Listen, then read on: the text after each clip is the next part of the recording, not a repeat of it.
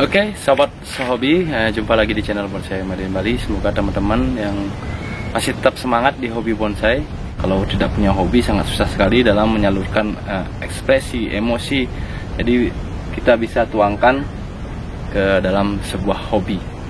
Nah, salah satunya hobi bonsai yang sangat-sangat bermanfaat ya untuk diri kita sendiri dulu.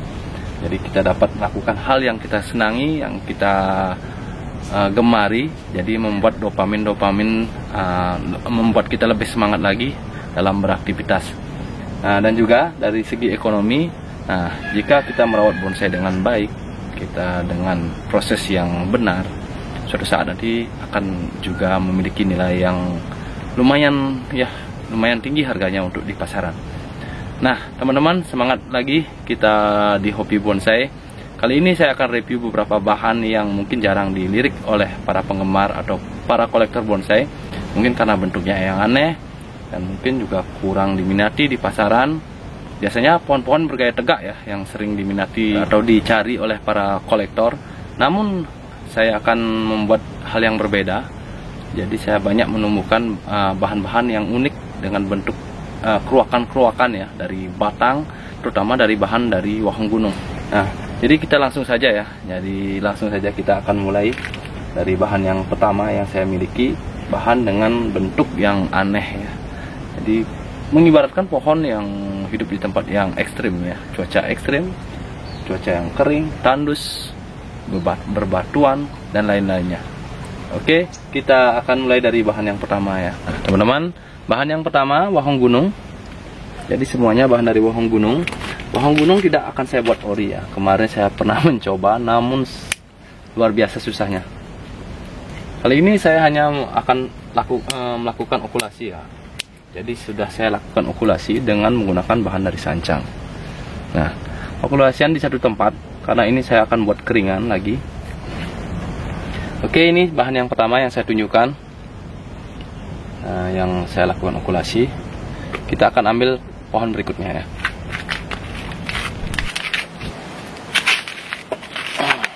Teman-teman, untuk pohon berikutnya, ini penggabungan dari akar ya. Ini mungkin akar atau batang saya temui di dekat sungai. Ini pohonnya kemarin sudah ada yang mati, namun ada beberapa akar ya, akar yang hidup, namun tidak tumbuh tunas. Jadi saya buat proses atau sistem tempel ya. Jadi saya cari tunas sancang ukuran segini, selidi ini, kemudian saya tempelkan di batang yang hidup ini. Mudah-mudahan bisa menyatu. Nanti kita akan bungkus juga menggunakan plastik karena kawat dapat melukai dari bahan sancang ini. Oke, kita akan lihat lebih dekat ya. Teman-teman bisa lihat nih, banyak tumbuh tunas seperti ini. Ini kita buang saja. Nanti kita akan bungkus menggunakan karet ban ataupun menggunakan tali rapia ataupun menggunakan plastik ya. Karena jika menggunakan kawat, jadi akan melukai dari sancang ini. Jadi saya akan buka kawatnya, kemudian saya ikat menggunakan plastik ya. Nah, bahan ini adalah bahan dari akar awalnya ya. Teman-teman bisa lihat nih, ini adalah akar dari wahong gunung yang saya temukan tergeletak di pinggir sungai. Nah, namun saya melihat ada batang yang hidup ya, atau akar yang masih segar ya, seperti ini. Nah, saya punya inisiatif untuk menggabungkan ya, dengan cara mencari tunas dari sancang yang sudah hidup, saya tanam, kemudian saya tempelkan seperti ini. Nah, ini masih kelihatan ya penempelannya, namun nanti kita akan bungkus menggunakan plastik. Nah, ini kita bungkus menggunakan plastik supaya pertumbuhannya agak memipih sehingga dapat menyatu dengan batang yang hidup di sini. Ini kita buka dulu ya kawatnya.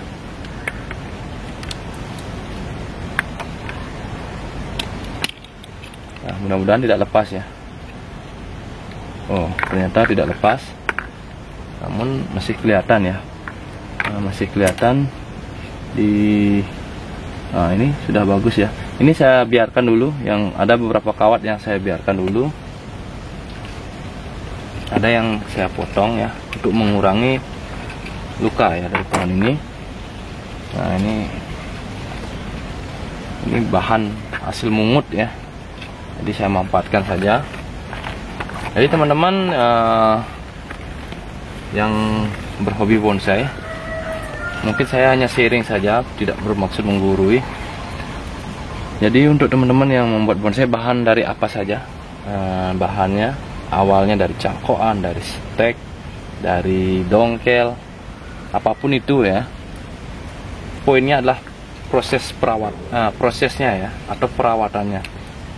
Jadi kalau hanya ditanam saja, dibiarkan saya, otomatis pohon apapun tidak akan bagus hasilnya, tidak akan menjadi bahan yang menarik atau baik. Namun bahan yang hanya dapat di pinggir sungai, tergeletak ya, jadi saya manfaatkan, ini juga nanti akan bisa dinikmati ya. Yang penting bagaimana kita mengkonsep pohon tersebut ya, mengkonsep dan merawat, menyuburkan, membentuk, dan sebagainya, menjaga kesehatan. Jadi banyak hal yang perlu diperhatikan dalam membuat bonsai. Jadi tidak penting ya bahannya dari mana. Pengalaman saya teman-teman, kadang-kadang saya kemarin pernah beli pohon yang sudah hampir jadi ya, ternyata di tangan saya malah rusak. Jadi saya lebih memilih sekarang mending mencari bahan ya, cari bahan walaupun kurang bagus di awal, namun jika diproses dengan baik, disuburkan. Dan teman-teman jangan terlalu banyak memelihara pohon ya, karena kalau teman-teman sibuk jadi hanya sekedar hobi saja, jangan terlalu banyak menanam pohon, karena untuk merawat pohon dalam jumlah banyak memerlukan tenaga dan waktu yang banyak.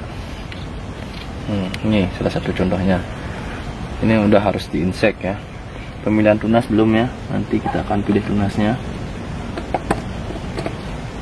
Namun tetap tunas yang ada di ketiak, di tekuan seperti ini saya akan buang, tidak akan saya gunakan, karena pasti kurang bagus. Seperti ini. Ini kita biarkan ngelos dulu ya. Ini kita biarkan ngelos dulu.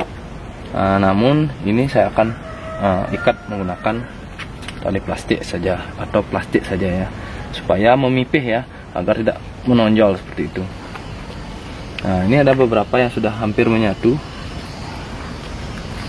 Nah, ini kalau jadi pohonnya bagus ya, namun tinggi ya. Ini lumayan tinggi nih untuk batang yang mati ini. Nah, namun kita bisa akali, nanti kita bisa jin, nanti kita bisa buat alur ya untuk batang-batang mati ini. Nah, sebenarnya menggunakan tali plastik, tali rapia lebih bagus ya.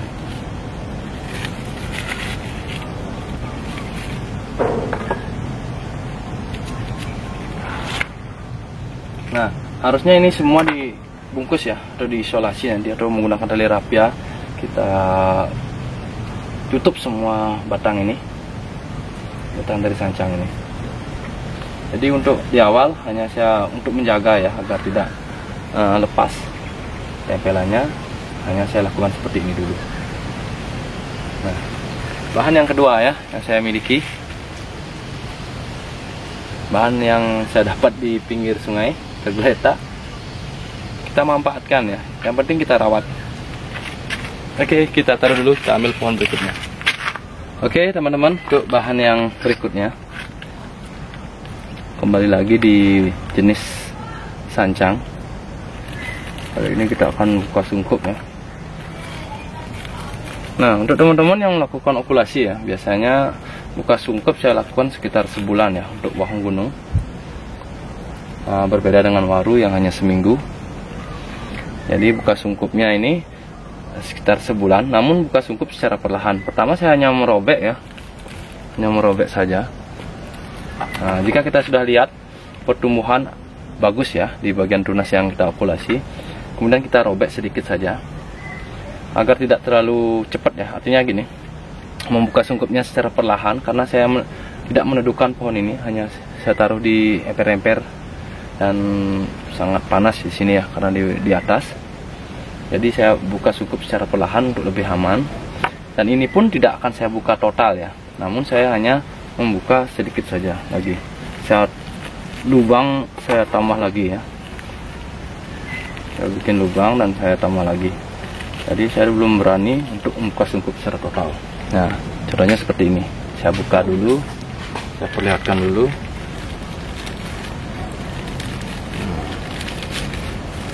Nah, jadi saya tidak akan membuka semua. Besok baru nanti saya akan buka full ya. Besok malam atau besok sore. Jadi buka sungkupnya juga di sore hari ya.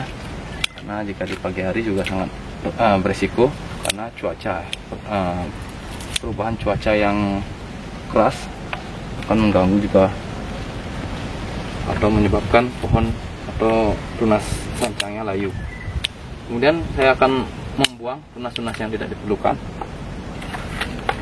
Jika musim panas saya jarang lakukan okulasi ya, karena saya tidak punya tempat untuk menedukkan. Jadi kemarin dapat musim hujan, saya melakukan okulasi. Peluangnya lebih besar ya, karena kemarin di musim panas saya tidak berhasil, banyak yang layu dan mati. Nah, ini dia salah satu bahan yang mungkin jarang dilirik ya oleh kolektor. Namun saya akan membuat desain pohon-pohon yang unik. Nah, ini sebagai mahkota dan ini sebagai cabang ke bawah. Nah, ini pohon unik ya. Teman-teman juga bisa lihat nih, pohon unik sekali. Nanti kita juga ulang akan memproses di bagian batang-batang yang mati. Pohonnya juga harus perlu diangkat lagi, akarnya perlu diatur lagi. Yang penting tunas sancangnya sudah tumbuh dengan baik ya. Oke, ini kita taruh dulu. Kita akan ambil lagi pohon yang berikutnya. Nah teman-teman, ini pohon yang berikutnya ya. Ini juga kemarin saya lakukan okulasi. Ini harus juga, ini sudah kita buka sedikit, kita lubangi sedikit di bagian sungkup. Saya juga tidak berani membuka full. Ini kita buka secara perlahan saja, sedikit demi sedikit.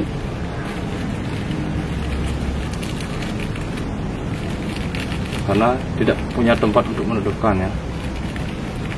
Ini diserang oleh putih. Jadi harus cepat-cepat kita insek ya. Kita buka ya. Nah, untuk okulasian pohon ini masih perlu ada beberapa yang akan kita okulasi lagi. Ini belum tuntas okulasiannya. Kali ini kita buang dulu beberapa tunas yang mengganggu, yang tidak kita gunakan.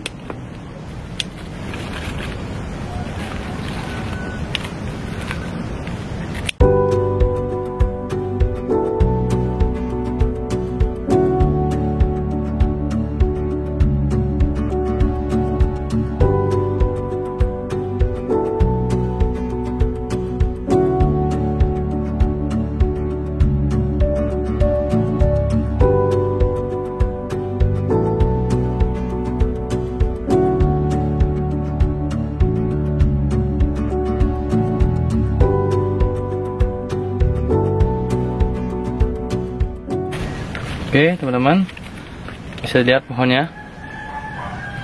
Nah, ini masih lumayan lama prosesnya, jadi kita biarkan dulu, kita redupkan lagi sampai kita buka full ya sungkupnya. Nanti kita insek, jangan lupa kita insek juga. Oke teman-teman, jadi itu dia beberapa bahan yang saya perlihatkan atau saya review. Sebenarnya banyak lagi ya pohon yang saya miliki, namun hanya ini saja yang akan saya review hari ini. Dan mudah-mudahan video saya bisa bermanfaat untuk teman-teman yang hobi bonsai atau yang memelihara bonsai atau yang membuat bonsai, dan tetap semangat ya di hobi bonsai. Akhir kata, sampai ketemu di video saya berikutnya. Salam bonsai.